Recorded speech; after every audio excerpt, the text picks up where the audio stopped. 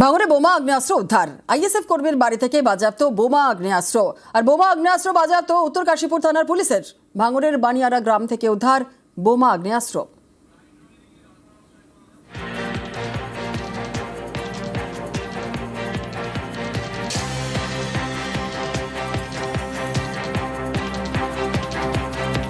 আমি কলকাতা পুলিশ কমিশনারকে অনুরোধ করব কোনো রং না দেখে, কে আইএসএফ, কে তৃণমূল, কে বিজেপি, কে সিপিএম না দেখে গোটা ভাঙড় জুড়ে চিরুনি তল্লাশি চালানো হোক। ভাঙড়কে রক্তের হোলি খেলা করার জন্য, রক্তে ভাসানোর জন্য এই নৌসাদ সিদ্দিকীর মতো লোকেরা, তাদের যে সমস্ত সমাজ বিরোধীরা আছে, খুনি আছে, তারা এই ধরনের মাল মজুদ করছে। ফলে অবিলম্বে এই সমস্ত সমাজ বিরোধীদেরকে অ্যারেস্ট করা। আমাদের যে ছেলেটাকে ফাঁসানোর চক্রান্ত হয়েছে, এই ছেলেটাকে গ্রামের মানুষ সবাই চেনে। তাকে চক্রান্ত করে ওখানকার তৃণমূলের নেতা, নেতৃত্ব, সমর্থকরা, সমাজ বিরোধীরা আইএসএফকে কালিমালিপ্ত করার জন্য তার বাড়িতে বোমা ঢুকিয়ে দিয়ে ভাঙড়ের মানুষ কিন্তু এর জবাব ব্যালটে দেবে।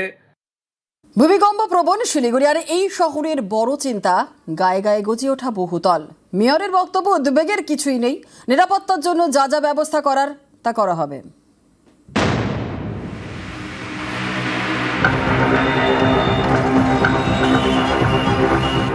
যখন তখন কেঁপে উঠছে ঘরবাড়ি, আতঙ্কে বেরিয়ে পড়তে হচ্ছে বাড়ির বাইরে। দার্জিলিং জেলার শিলিগুড়িতে এগুলো চেনা ছবি।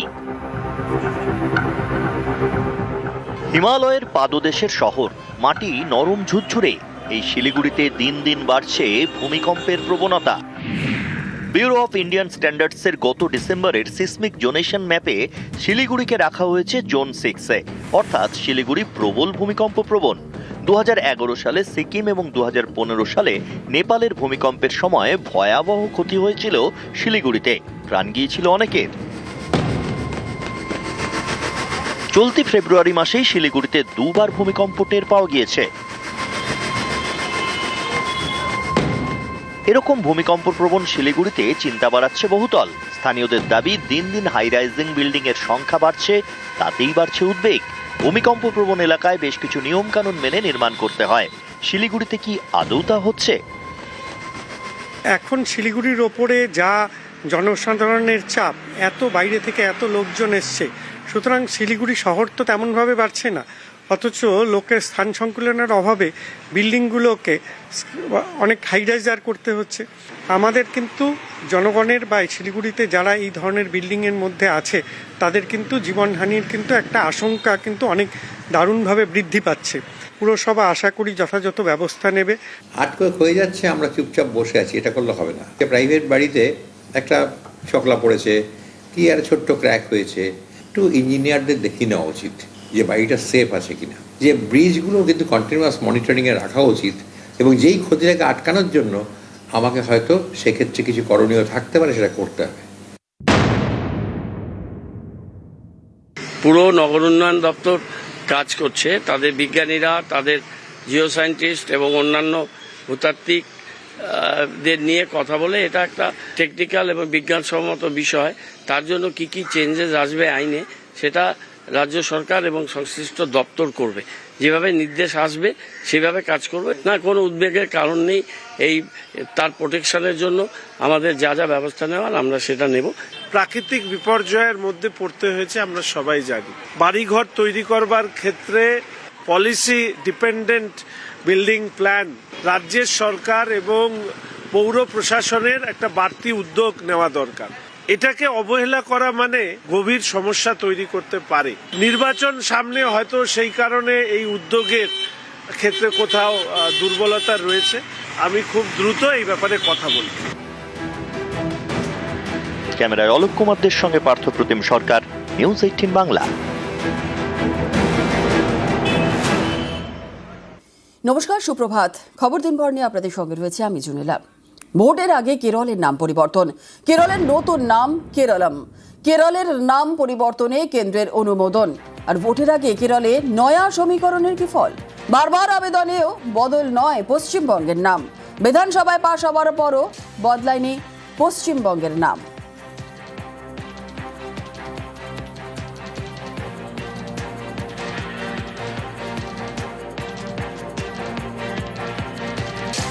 कैबिनेट ने जो महत्वपूर्ण फैसले लिए आज, उसमें सबसे पहला फैसला लिया है केरला का नाम परिवर्तन करके केरलम।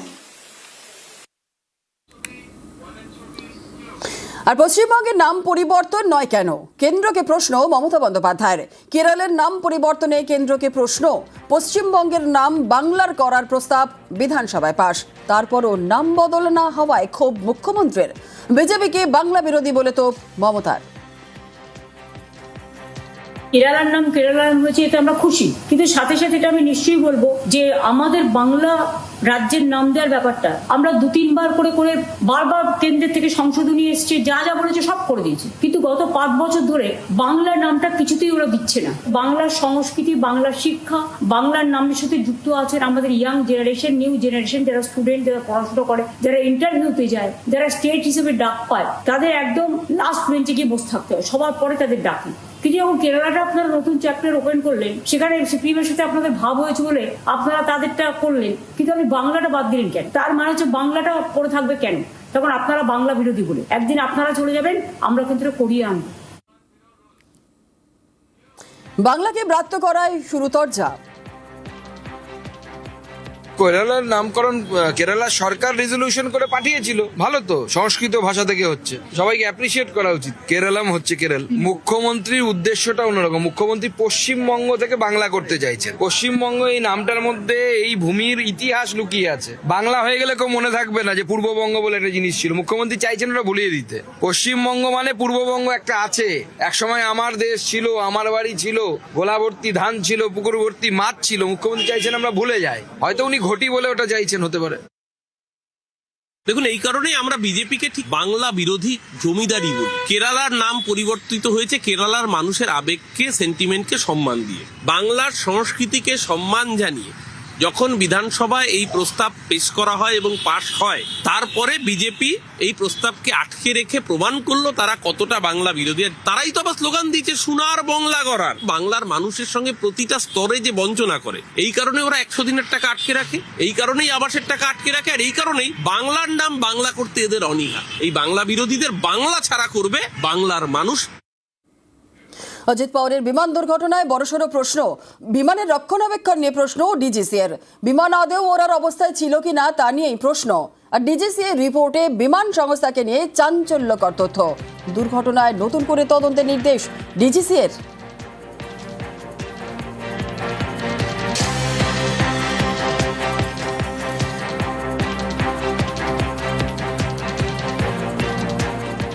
অজিত পাওয়ারের বিমান দুর্ঘটনায় বড়সড় প্রশ্ন। বিমানের রক্ষণাবেক্ষণ নিয়ে প্রশ্ন ডিজিসিএর। বিমান আদৌ ওড়ার অবস্থায় ছিল কিনা তা নিয়েই প্রশ্ন। ডিজিসিএর রিপোর্টে বিমান সংস্থাকে নিয়ে চাঞ্চল্যকর তথ্য।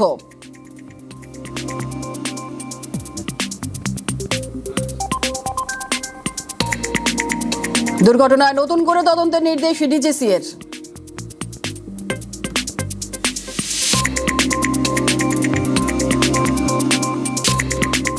অজিত পাওয়ার বিমান দুর্ঘটনায় প্রশ্ন মমতা বন্দ্যোপাধ্যায়ের।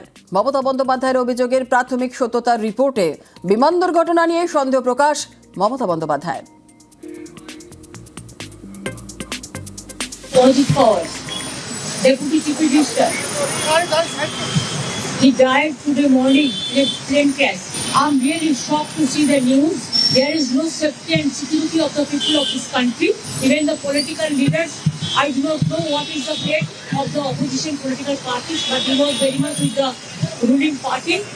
But before 2 days ago, I came to know that from social network that somebody from other party, they gave a statement that Ajit Pawar is willing to leave the BJP.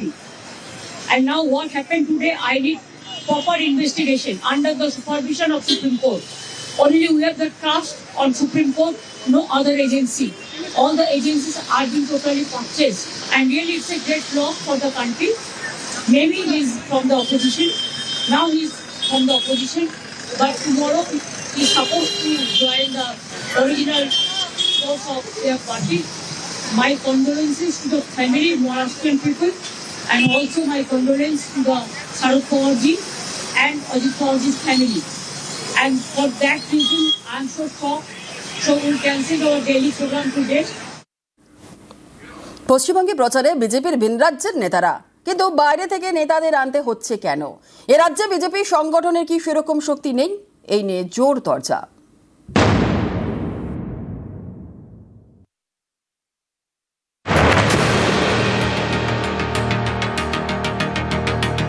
বঙ্গের রাজনীতি ভোটে গরম, শাসক থেকে বিরোধী কেউই 1 ইঞ্চি জমি ছাড়তে নারাজ। এই পরিস্থিতিতে প্রচারের ঝাঁঝ বাড়াতে বাংলায় আসছেন বিজেপির ভিন রাজ্যের নেতারা।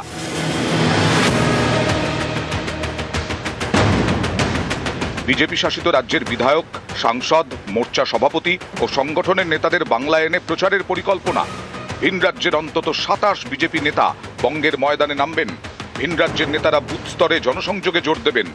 এখানেই অনেকের প্রশ্ন, এবারেও বিজেপিকে ভিন রাজ্যের নেতাদের কেন আনতে হচ্ছে? এ রাজ্যের সংগঠনের ওপর কি আস্থা নেই? তাই কি হাল ধরতে মাঠে নামাতে হচ্ছে ভিন রাজ্যের নেতাদের? এ রাজ্যে বিজেপির সংগঠন বারবার প্রশ্নের মুখে পড়েছে। যেমন 2024 লোকসভা ভোটের আগে রাজ্যে বিজেপির সদস্য সংগ্রহ অভিযান শুরু হয়। টার্গেট দেওয়া হয় 1 কোটি, কিন্তু এই টার্গেট পূরণ করা যায়নি। 70 লক্ষে গিয়ে থেমে যায়। বাংলায় প্রায় 80,000 বুথ, বিজেপির বুথ কমিটি প্রায় 70,000, অর্থাৎ এখনো প্রতি বুথে বিজেপির বুথ কমিটি নেই। সংগঠনের এই হাল বলেই কি ভরসা এখন ভিন রাজ্যের নেতারা?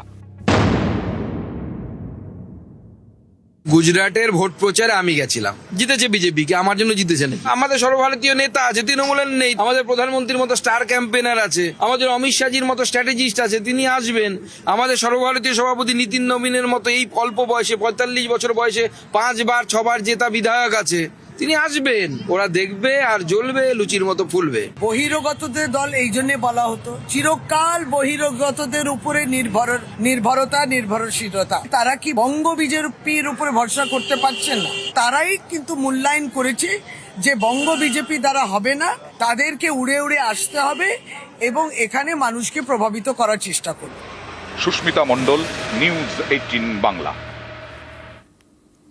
ভোটের আগেই চাকরি, মার্চের প্রথম সপ্তাহে চাকরির নিয়োগপত্র দিতে চায় এসএসসি।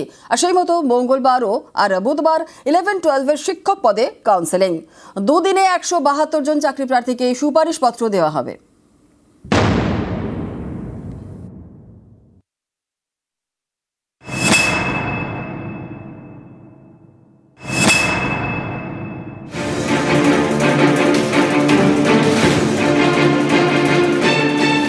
বাংলায় সামনেই ভোট, তার আগে চাকরি।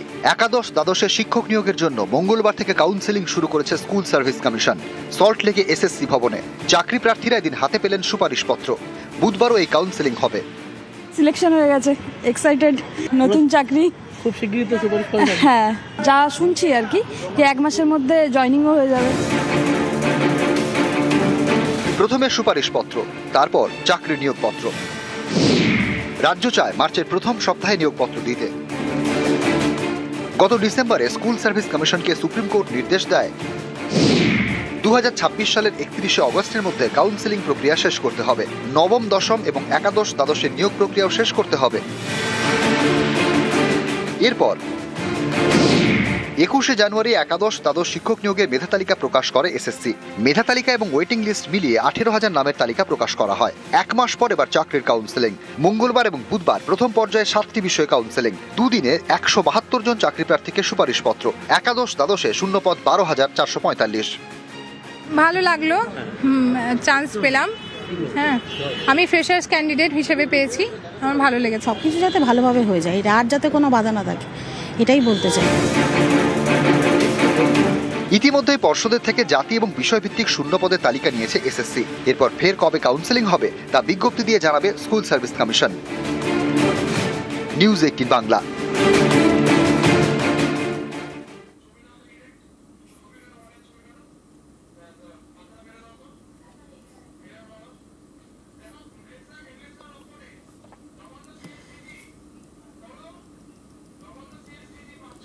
কলকাতা থেকে জেলা, পরপর কোর্টে বোমাতঙ্ক, বিচারকদের হুমকি মেল, রাজ্যের বিভিন্ন কোর্টও ওড়ানোর হুমকি।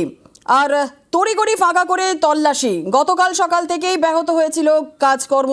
তদন্তে ইতিমধ্যে গোয়েন্দা বিভাগ এবং একই কাজ থেকে ভুয়ো ইমেল বলেই অনুমান। খতিয়ে দেখে দোষীর বিরুদ্ধে পদক্ষেপ জানালেন রাজ্য পুলিশের ডিজি। আরও একবার আপনাদের জানাই, কলকাতা থেকে জেলা, পরপর কোর্টে বোমাতঙ্ক, বিচারকদের হুমকি মেল, রাজ্যের বিভিন্ন কোর্ট ওড়ানোর হুমকি দেওয়া হয়, তড়িঘড়ি ফাঁকা করা হয় তল্লাশি, তারপর তল্লাশি শুরু করা হয়।